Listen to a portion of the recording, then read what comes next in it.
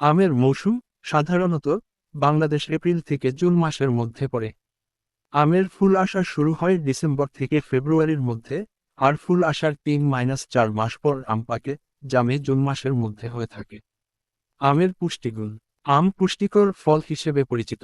100 গ্রাম পাকা আমে প্রায় 7 ক্যালোরি শক্তি এবং এতে রয়েছে বিভিন্ন ভিটামিন ও খনিজ পদার্থ।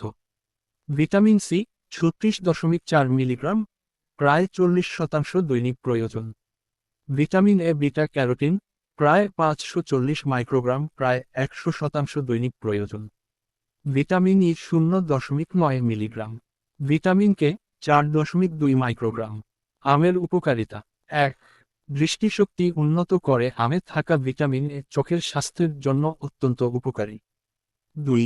ইমিউন সিস্টেম শক্তিশালী করে। ভিটামিন সি এবং অন্যান্য অ্যান্টিঅক্সিডেন্ট ইমিউন সিস্টেমকে শক্তিশালী করতে সহায়ক। 3. হজমে সহায়তা করে। আমে থাকা ফাইবার হজমশক্তি উন্নত করে এবং কোষ্ঠকাঠিন্য প্রতিরোধে সহায়তা করে। 4. ত্বকের যত্নে সহায়ক। ভিটামিন সি ত্বকের স্বাস্থ্য রক্ষায় সাহায্য করে। এছাড়া এর অ্যান্টিঅক্সিডেন্ট উপাদান ত্বকের ক্ষতি রোধ করে।